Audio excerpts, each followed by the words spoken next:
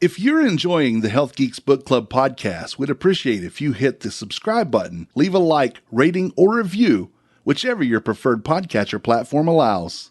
This episode is sponsored by Well Balanced Nutrition and 360 Health. Hey guys, this is producer Tim.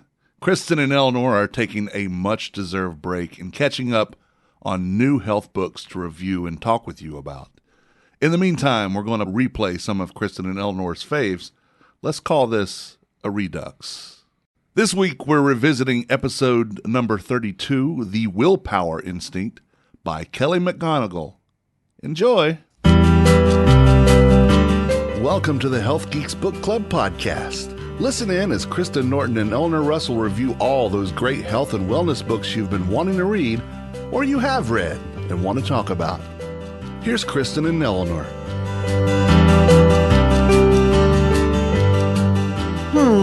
Been reflecting on something I read this week, and it said, evolution doesn't give a damn about happiness. I thought, Now, I've spent a lot of time thinking about evolution over the many years that I've been looking at things, but that was a kind of a new idea. Yeah, evolution just wants us to survive. But I thought that was kind of interesting. Now, where I read that was in this book called The Willpower Instinct, How Self-Control Works, Why It Matters, and What You Can Do to Get More of It. And it's the solution for the chronically slothful. That's what this book is about. It's written by Kelly McGonigal, who is a PhD, and she is an instructor and lecturer at Stanford University. She has a BA in psychology and a BS in mass communication from Boston University, and her book was published in 2012 by Penguin Group. So another, editorial reviewed book with good reviews. And so I think Kristen knew somebody that said we should read it. Yeah, shout out to my Aunt Patty. She was recommended this book by her provider and said, you guys should check this out. And I'm really glad we did. This is the first of Kelly's books. She has also written since then The Upside of Stress and Joy of Movement, which both sound really interesting. Yeah, I would say those sound like things I would talk about. Yeah, exactly. And probably agree with her on. But willpower, right? A lot of us think that it's maybe a personality trait or a virtue, something you do or don't have, something you need to muster up. So she digs into it, doesn't she? She digs into it and the science behind it. And so her definition of willpower is really just our evolved capacity and an instinct that everyone has, which is a careful calibration of everything that's happening in the body and brain. Yeah. Which is an interesting definition. But she says it's not something that you do or don't have. We all have it. It's an instinct. And it's the instinct that kind of fights with our more primitive side. Yeah. Do you know the poet Rumi? Mm-hmm. Yeah. So she opens her book with a quote from him that I thought was like spot on. And this short little quote is, the intelligent want self-control. Children want candy. That immediate gratification. Yeah. That idea of immediate gratification. Yeah. And she talks about being a health psychologist, which I think is kind of a new discipline perhaps. And she calls that the science of help or science help. Or anyway, what I'm thinking that is something that's kind of intrigued me called, and I refer to it as tripping. It's transferring research into practice.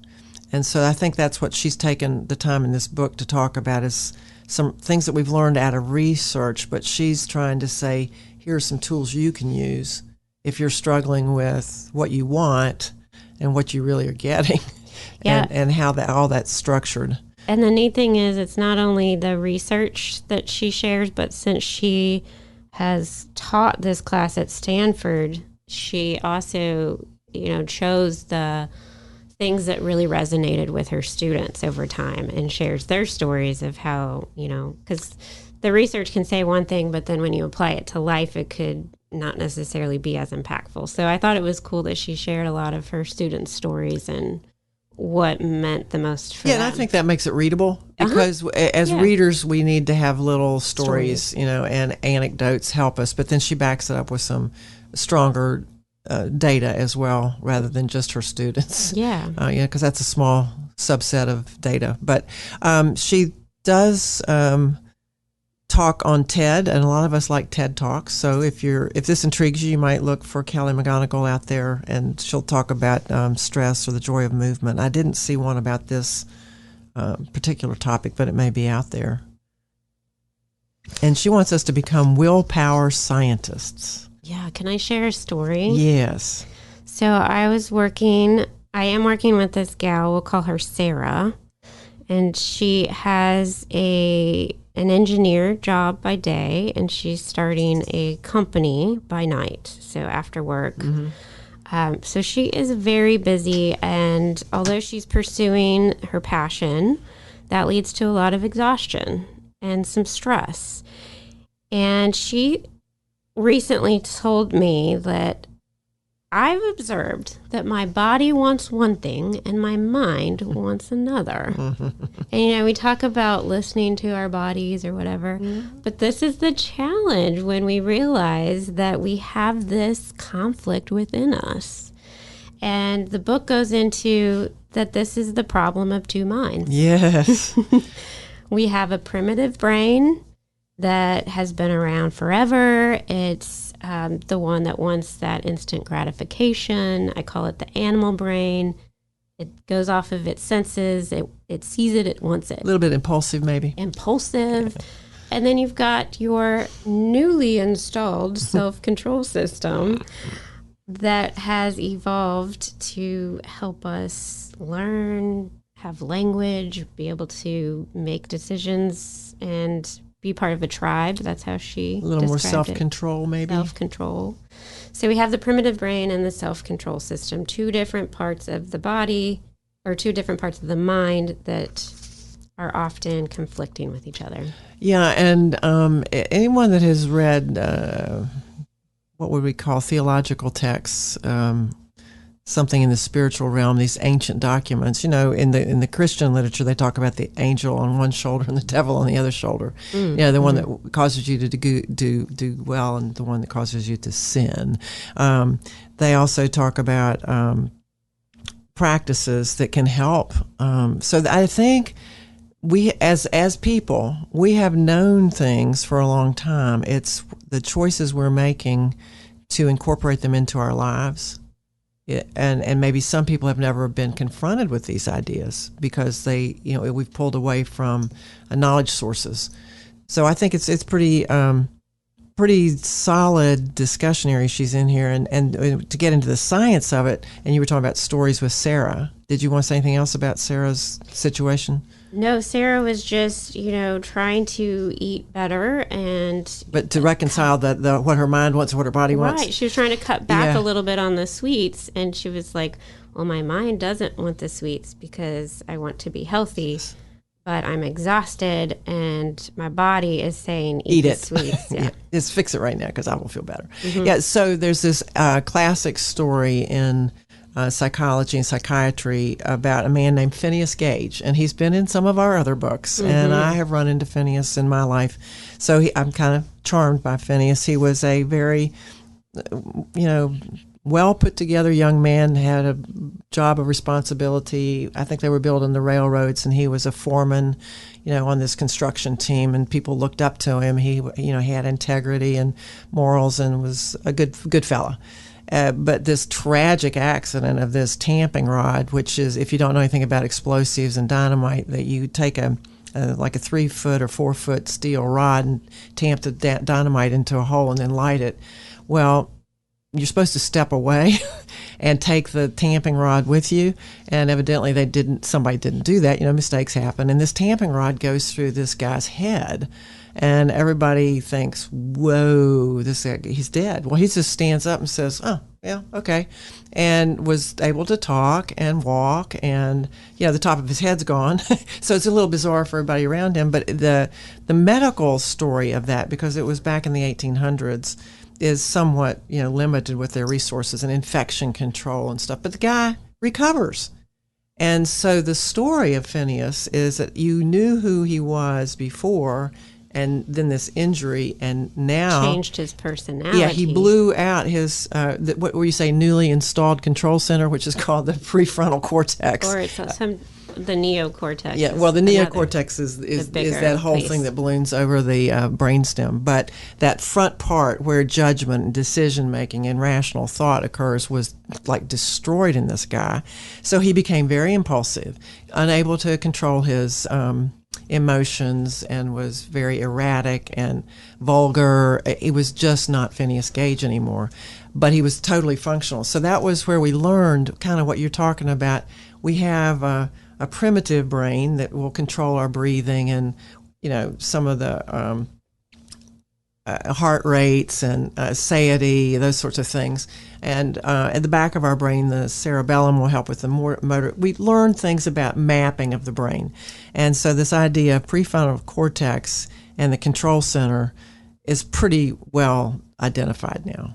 Right. And so then the big story comes into the chemical messaging that goes between these areas that allows you to coordinate thoughts and behaviors, because our habits are typically behaviors.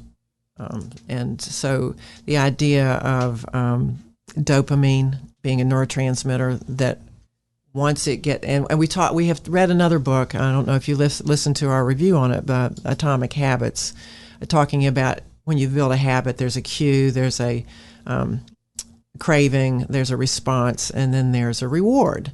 And so that dopamine is a chemical that comes out that creates that craving. That when you see the chocolate, like Sarah, your example, she's tired.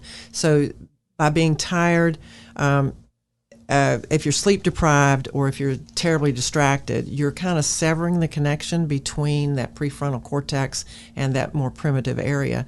And the dopamine cycle and the reward pleasure system can get enhanced, and you just keep doing these things. And I won't talk too much longer about this because there's more fun to talk about, but there are also experiments with mice done in the 1920s and with monkeys where they did terrible things to these animals, but watched them just seek pleasure to self-destruction. And they were looking at what were the chemicals and what was going on. And they were thinking that these mice would, in the one example, would press these buttons for heroin or some other addictive substance well beyond. They would run across electrical currents and fry their feet to get this stuff. And so when we look at addiction habits, we're looking at the real core chemistry of the brain. What is causing people to seek this pleasure of their own self-destruction?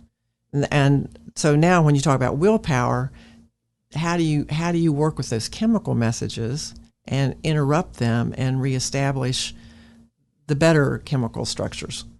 So I thought she did a pretty good job of laying the groundwork for that science underpinnings, and then she talks about ways that we can look at ourselves and make changes and do our own experiments. And this also, you mentioned the habit book we talked about, but before then we talked about Brainwash, which talks about some of the things that disconnects that connection to our self-control and prefrontal cortex. And so she does mention here in this book some of the things that make willpower harder, because that's your prefrontal cortex, but also ways that we can make it stronger, which I thought was fun. We learned that willpower is like a muscle. Yes. And if it fatigues, it can wear out. So you don't want to fatigue it. Yeah. You want to strengthen it. You want to build it. It's like if you're trying to get stronger physically, you wouldn't go lift 100 pounds if that's the first time you've lifted, or whatever. You wouldn't run a marathon for the first time you're running. So that atomic habit thing, start small. Build up. Ease your way into it. And that's what she says with willpower. If you want to strengthen it, start with little things that you can do. And even if so in Atomic Habits, he talks about it's really not the end goal that you should worry about. It's the system that you use to get to the end goal. Yes. I learned some new words in this book. Okay. Yeah, I always like it when I learn new words. I had not run across neuroeconomics. So there are some neuroeconomists who study what the brain does when we make decisions. And I thought, really? That's kind of fun. Okay, so this autopilot, so, most of what we do is subconscious. And a lot of us have seen that iceberg picture when we're talking about why do we do what we do. The iceberg's got a little bit of ice on the top, and there's like 90% of it underwater, and that's where most of our power is coming from, and we're not even aware of it. So what the neuroeconomists are looking at is how self-awareness can then become very critical in what we are doing, our behaviors, and that can interfere with that subconscious drive. And I think maybe what you were going to talk about with within the system is practicing the self-control. The other new word I learned was neuromarketing, which scared the bejesus out of me, but we've talked about it before too, and how we are being manipulated by the marketplace to buy things or to eat things or to look certain ways, and we're not really aware that we're doing it. Yeah, if only neuromarketing could be used to make us better people, that would be great, because those techniques or tactics work really well, but they're not always set up with our health and wellness in mind. Like putting they want your money. They want your money. They want your money, yeah, like putting junk food at the checkout. So there's no money in being a better person. Right. But maybe there is goodwill. And the other thing that I like in this book is she brings up some things that we're really fond of, like breathing and meditation and mindfulness being really good things to help build willpower.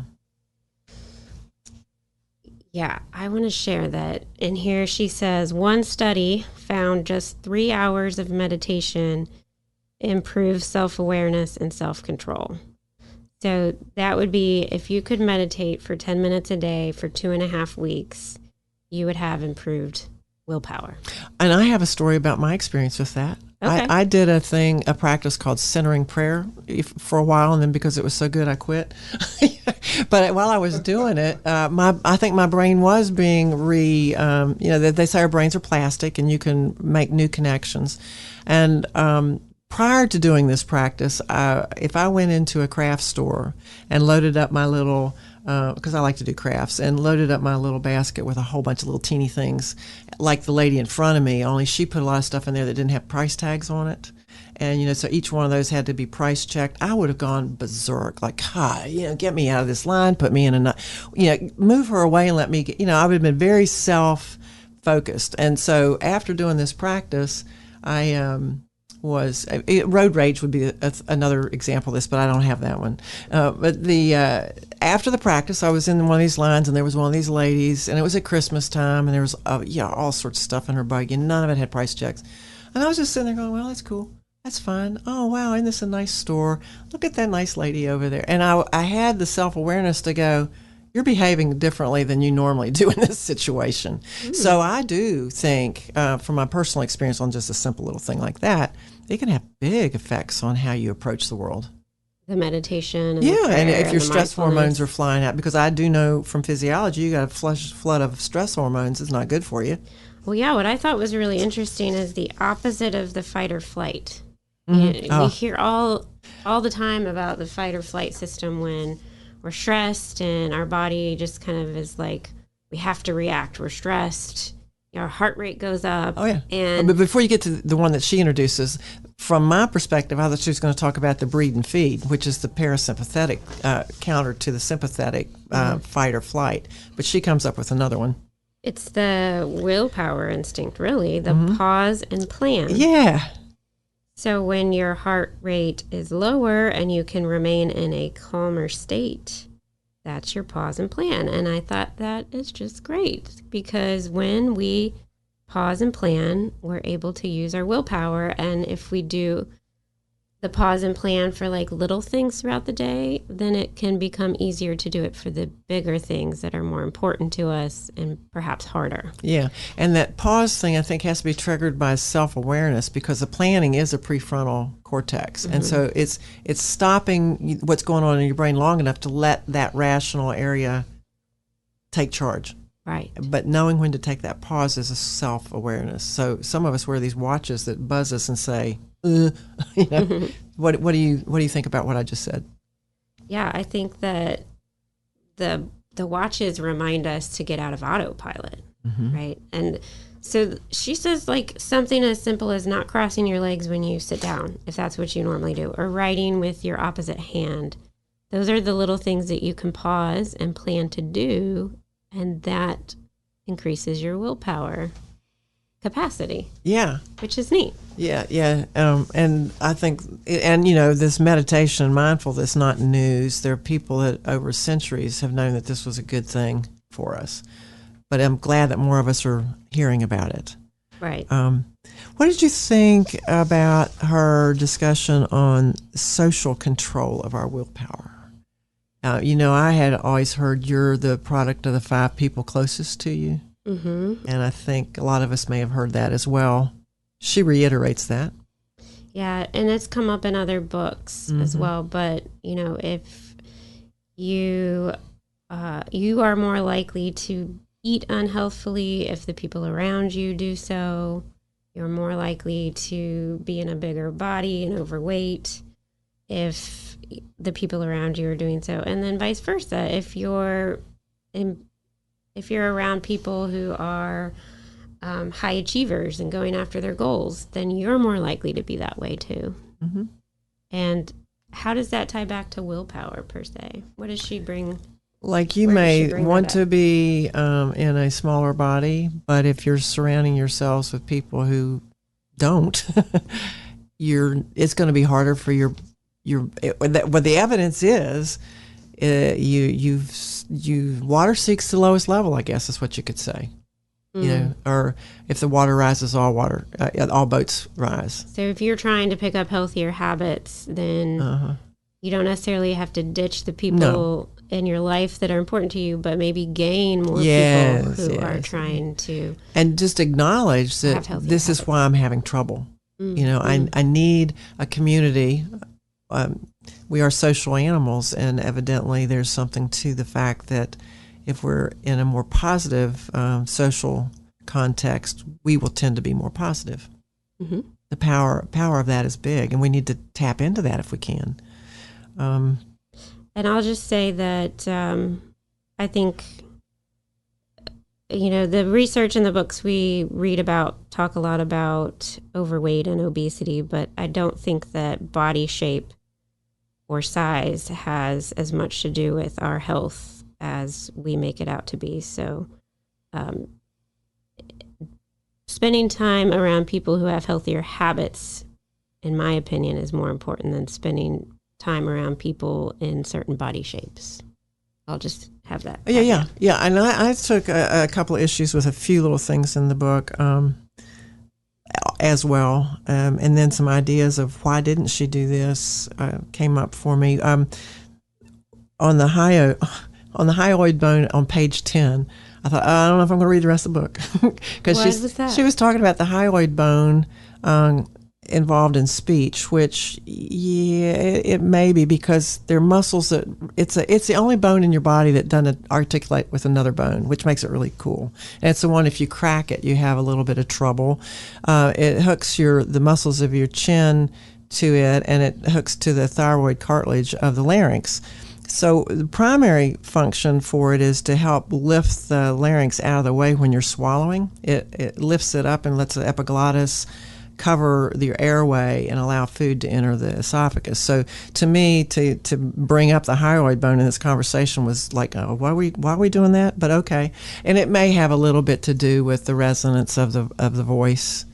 And maybe there's things that I need to learn about that as well. But she made a really flip comment about it, and I thought that could have been left out. So, you know, I had a little tweak on that one.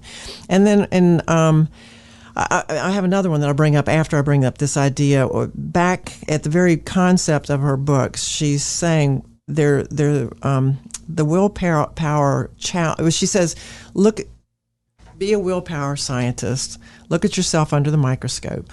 Your self-awareness exercises in every chapter, which are really good. I agree. And then to do a willpower experiment with yourself based on that self-awareness. And those are strategies for improving your self-control. And then she encourages us to make a willpower challenge. And so in that whole thing about willpower, she's saying that when you say, I will do 7 sit-ups before I go to bed, that's an I will statement. Or you can say, I won't watch TV a half hour before I go to bed.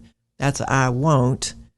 And then you can say, I want to be physically fit and able to lift my grandchildren when I'm 80. That's an I will statement. So she helps us formulate our experiments in those language words. But what she's saying is the left side of your prefrontal cortex, or that control center of your brain, is the I will. The right side is the I won't. And then lower in the midline is the I will remember why I am even doing this. Because if you can't remember why you're making yourself contort yourself, it's not going to happen. And I thought that was pretty interesting, the way she kind of teased that all out. And so she was giving some examples about, besides eating, compulsive behaviors like sex, and then one of the things, or sex and eating are big ones, where the chocolate cake's there and you say, oh, what the hell, I'm going to eat the whole thing, what the hell, I'm going to eat the whole thing. And so that when you give up, you're not remembering why you want to do this, or the temptation is so close, you don't have the ability to understand the consequences. And so what always comes up to me as a female is that thing about, unprotected sex and pregnancy. And we have a population of all these kids that, show up because of the moment of the passion and the inability to say, wait, this might not be good 5 years down the road. And I thought that would have been a great example for willpower in here, because that's a tough one that, many, many women struggle with. It's not as much of a challenge for the men because they don't have the responsibility usually of carrying a baby. Right. And I think that is an instinctual, primitive drive that makes it even harder to think about willpower. And sometimes this eating thing can be the same thing. What she's saying is we evolved to eat the sweet, fat foods because we might never find them again. And therefore, you're going to load up on them if you're not stopping yourself and thinking, hey, food is really abundant today. I don't have to eat it all in this moment. I can find some 20 minutes from now. So I thought her examples were really good. So what else do you want to say about it? Well, speaking of food, it's lunchtime, and my blood sugar is starting to drop low, and I really appreciated the part where she talks about the studies that show when your blood sugar is lower, your self-control is turned off. Yeah. And the body, if your blood sugar is low, the body is going to be focused on getting more energy, not your long-term goals. Mm-hmm. And I think it's really important to understand that, because there's so many people out there who are trying to starve themselves on a diet, and then at the end of the day, they load themselves up with cake because they just need the energy, and their willpower is gone. And it's fast. And it's the energy they're looking for, and then they feel guilty, and then it's this vicious cycle. So it's a common phenomenon with dieters to have this willpower struggle. So and so that idea of dieters is something we'll come back to. But the other thing is the good and bad. There's good food, bad food. Yes, and you and I have talked about this before. Yeah. So in this particular example, when you're talking about dropping blood sugar, I am taken back, and you have experience maybe like this. I was doing gymnastics when I was in middle school, and I did it after school. So I hadn't eaten since maybe 11 o'clock or 11:30, and I was a muscular, thin person. Didn't have a lot of reserves. So I was like low sugar, hungry, cranky, and I would go to that candy machine and get a candy bar before the workout, and then I'd have a great workout. I'd go home and I would eat. I mean, that was all that was available at that time, was a candy bar machine. And I did have a quarter, so I was able to do that. But and then I would go home, and luckily for me, I had a mom who prepared a well-balanced meal and no desserts, until, special times and stuff like that. But yeah, I needed that energy, or I wouldn't have had the ability to do the workout that was going to repeat and build my strength and build my ability to do the move. Right, and the good and so it's good. It's okay sometimes. Eat the sugar. You may need it. It will protect you from irrational thought. Right, and getting away from the good and the bad, because this also leads into a couple different things that she said in the book. One is that, when we put a moral value on things, then it gives us an excuse to be bad later. So if we're like, oh, I was really good on my diet, so I deserve this bad. I deserve to be bad now. Yeah. When you just look at it as I'm eating for health, I'm eating for life, which means you're not dieting, you're eating. You're not dieting. Yeah. Yes. So that thing about being a dieter is like, maybe you should just be an eater.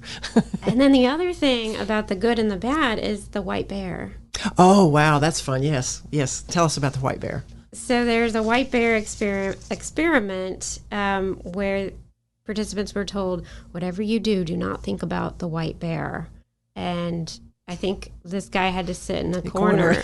Until he couldn't think about the white bear. And he never came out of the corner. No, because if you tell your mind to not think about something, it doesn't hear the not. It just hears the white bear part. And it thinks about the white bear. Yes. So don't eat that chocolate cake. Right. Chocolate cake. I'm not going to eat chocolate cake. You say to yourself, I'm not going to eat chocolate. I'm not going to eat chocolate. And your brain just hears chocolate. And then when you see it, it's gone. Yeah. So this whole experiment teaches us that we can't tell our brains what to not think about. We have to shift to something completely different. I think she talks about in here that a successful quote unquote diet or eating pattern, and that's what we do at Well Balanced Nutrition, is talk about what you can eat and the healthful properties and the joyful properties of eating, rather than focusing on the good or the bad or the things you want to avoid. Yeah, although I'm kind of interested with some elimination experiences, and I do twice a year. I eliminate a whole body of things from my diet and just eat kind of raw, fresh, whole food, which I could do all year long, but I don't think there's any wrong or rights. But what I find is my liver gets a little healthier, and so I was wondering about this sugar thing, because if you are eating so much sugar hidden in your food that you don't know about, I think you do get some of an addiction to that quantity of sugars and expecting sweetness at this higher level that you can train yourself away from. Yeah, you definitely train your taste buds to enjoy the sweetness of natural foods more when you cut out a lot of the processed foods. I think that is a definite change. So I think that's not necessarily, that's more of a physiological thing than just absolutely a willpower strength of mind. So I thought a little bit more of that in here might have been interesting too, but I still think this is a good book. The bias of doing the hard thing, I don't know.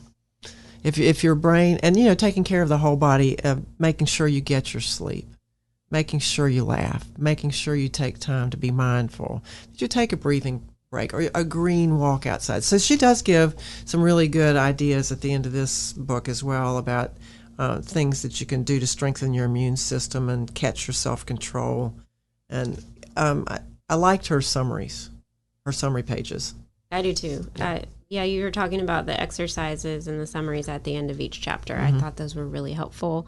And she guides you through being your own willpower scientist to see what works for you. And she recommends taking 10 weeks to read the book, which I read it in a weekend, which you can do, but I didn't get the benefit of the experience.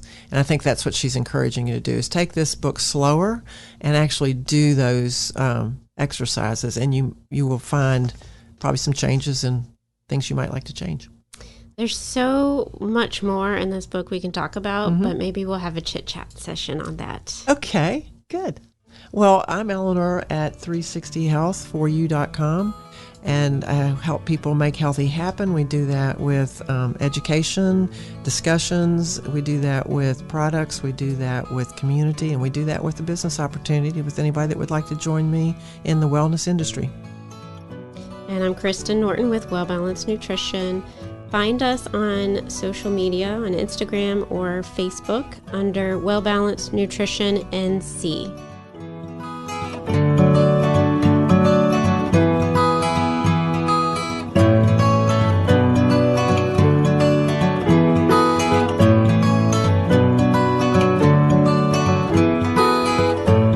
The views and opinions stated in this podcast are solely those of the contributors and are not necessarily those of our distributors or hosting company. This podcast is copyrighted, and no part can be reproduced without the expressed written consent of Kristen and Eleanor.